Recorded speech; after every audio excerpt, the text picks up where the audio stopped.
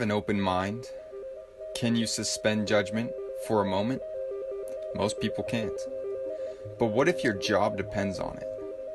What if the freedom to hug people depends on it? What if your life depends on it? Here's a new theory.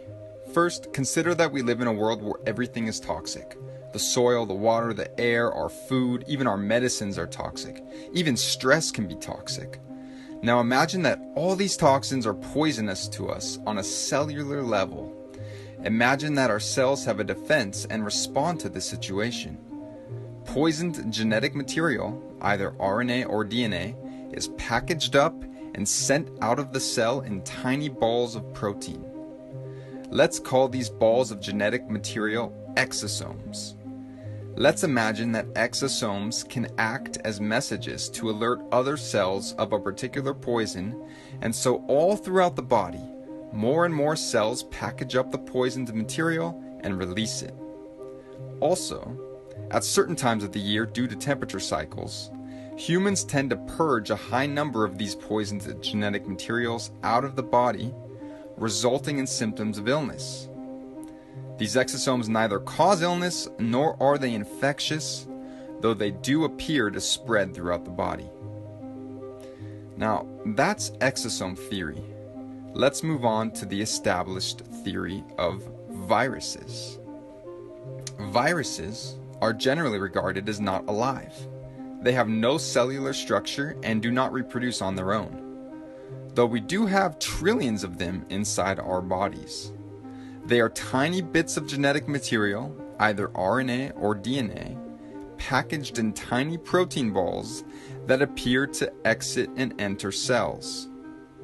Sound familiar?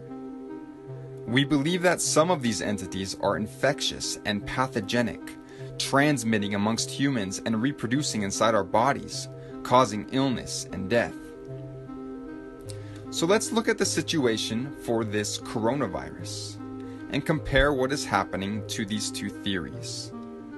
Let's first consider the origin story of the coronavirus.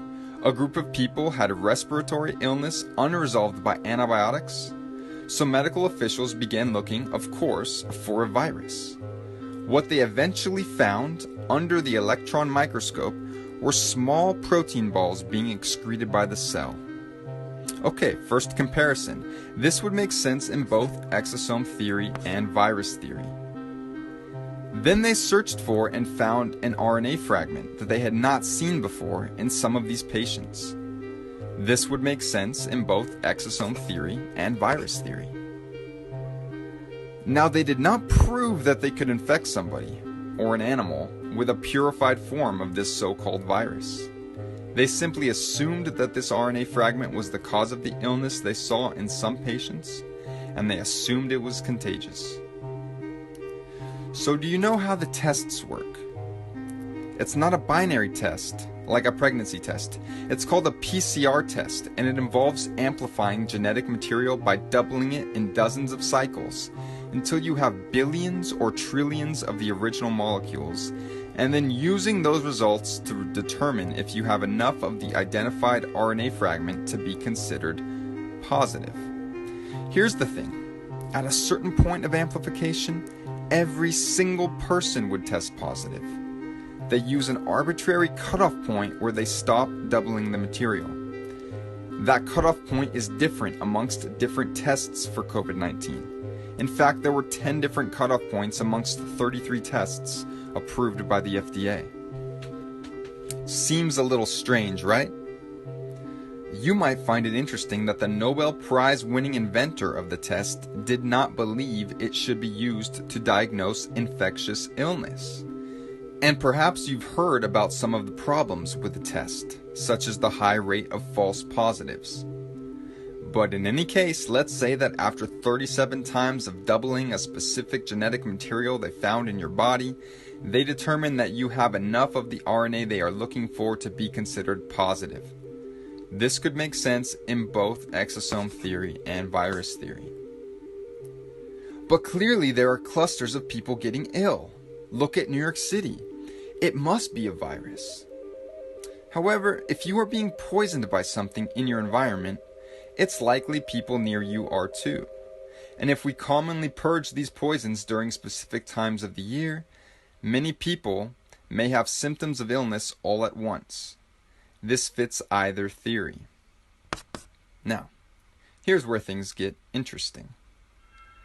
Let's go to the Diamond Princess cruise ship situation. Did you know that people who were bunked together for days had conflicting positive and negative tests? How could one person have this highly infectious illness but not transmit it to somebody bunking with them for days? This would make sense in exosome theory, where the balls of RNA are not contagious, but it would not make sense for virus theory, where the balls of RNA are supposed to be highly infectious. Let's take a look at the first case of transmission in Illinois. A woman traveled to Wuhan, came back, and both she and her chronically ill husband ended up testing positive. Medical authorities then tracked over 300 people who had had close contact with them to see who acquired the virus. And guess what? 0 positives. This again would make sense in exosome theory, since exosomes are not contagious. But it would not make sense for virus theory, where this is supposed to be an infectious virus. In fact, do you know that there are many documented cases all around the world of patients testing positive for this RNA fragment with no relevant travel history and no known possible contact with somebody who was infected? These were people in the middle of nowhere, early on in this whole crisis, who suddenly were testing positive. This would make sense, again, in exosome theory, where the RNA is being produced as an immune response within our cells. But it would not make sense for virus theory, where you are supposed to have had contact with somebody with the virus. What about the high levels of people testing positive who don't get sick? In fact, 80% of people testing positive are either asymptomatic or have slight cold symptoms. Why? This would make sense in exosome theory, since the RNA fragments are not the cause of the illness. But it would not make sense for virus theory, where this virus is supposed to cause the illness. Things get even stranger. Did you know that some people go from testing positive to testing negative to testing positive again in a matter of days? And that would make sense for exosome theory, where perhaps the cells are simply releasing more or less of these exosomes depending on certain conditions. But it doesn't make sense in virus theory, where you are supposedly infected until you have rid yourself of the virus. So which of these theories seems more likely to you? What if you heard that there are virologists who believe that viruses are actually exosomes? What if I told you that doctors and other scientific experts also believe this?